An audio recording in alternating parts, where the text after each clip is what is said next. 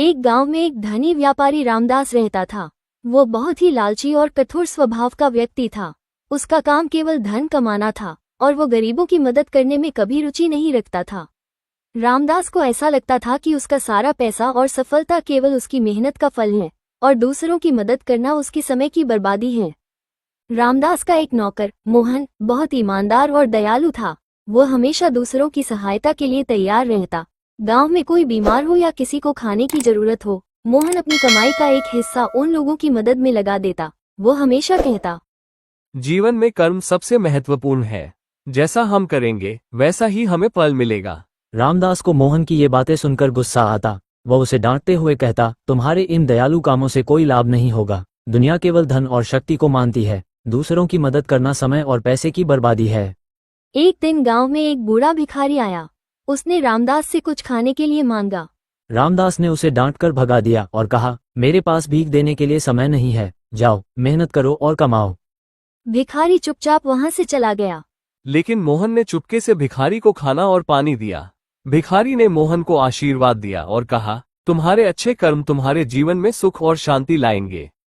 कुछ महीनों बाद रामदास को अपने व्यापार में भारी घाटा हुआ। उसके व्यापार के सामान को नदी में आए बाढ़ बहा ले गई। रामदास को समझ नहीं आया कि यह सब क्यों हो रहा है। उसने मेहनत की, लेकिन सफलता उसके हाथ से फिसलती रही। गांव में उसके दुश्मनों ने उसकी इस स्थिति का मजाक उड़ाया, लेकिन मोहन ने रामदास का साथ नहीं छोड़ा। उसने उसे दिलासा दिया और कहा, साहब, कठिन समय में धैर्य और अच्छे कर्म ही सहारा बनते हैं। दूसरों की मदद करने से हमें मानसिक शांति मिलती है। रामदास ने मोहन की बातों को अनसुना कर दिया। उसने सोचा कि यह सब सिर्फ किस्मत का खेल है। एक दिन गांव में एक साधु आया। साधु बहुत ज्ञानी था और उसकी भविष्यवाणियां सटीक होती थीं। लोग उसकी बातों को ध्यान से सुनते थे। रामदास ने साधु से अपनी समस्या के बारे में पूछा। साधु ने कहा, तुम्हारे जीवन में जो कुछ भी हो रहा है वो तुम्हारे कर्मों का परिणाम है। अगर तुम दूसरों की मदद करते तो तुम्हारा जीवन सुखी होता। रामदास ने साधु की बातों को गंभीरता से नहीं लिया, लेकिन मोहन ने साधु से आशीर्वाद लिया और पूछा, महात्मा जी, क्या हम अपने कर्मों को बदलकर अपने भविष्य को सुधार सकते हैं? साधु ने कहा, हाँ, अच्छे कर्म हमेशा बुरे कर्मों को कम कर सकते हैं, पर यह एक लंबी प्रक्रिया है। धैर्य और निष्ठा के साथ इसे निभाना पड़ता है। कुछ दिनों बाद रामदास बीमार पड़ गया। उसकी हालत इतनी खराब हो गई कि उसका इलाज कराने के लिए भी पैसे नहीं बचे। ऐसे समय में गांव के वही लोग जिन्हें उसने कभी मदद नहीं की थी, उसकी मदद करने के लिए आगे नहीं आए। लेकिन मोहन ने उसकी सेवा की। उसने रामदास का इलाज करवाने के लिए अपने पैसे खर्च किए। धीरे धीरे रामदास ठीक हो गया। उसकी बीमारी के दौरान उसने मोहन की निस्वार्थ सेवा और मदद का महत्व समझा।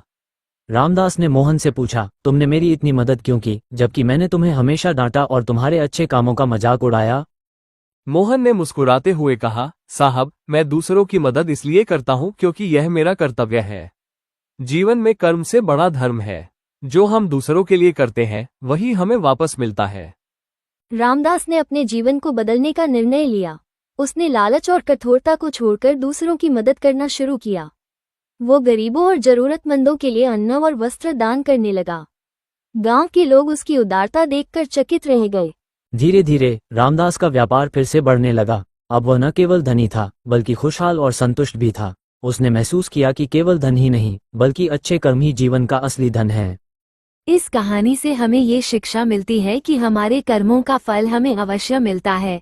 बुरे कर्म हमें दुख और पीड़ा देते हैं, जबकि अच्छे कर्म हमें सुख और शांति प्रदान करते हैं। जीवन में दूसरों की मदद और सेवा करना ही सच्चा धर्म है। जैसा बोओगे वैसा ही काटोगे। अगर आप सारे लोग इसी तरह का वीडियो देखना चाहते हैं तो मेरा चैनल को सब्सक्राइब और शेयर करना ना भूलें।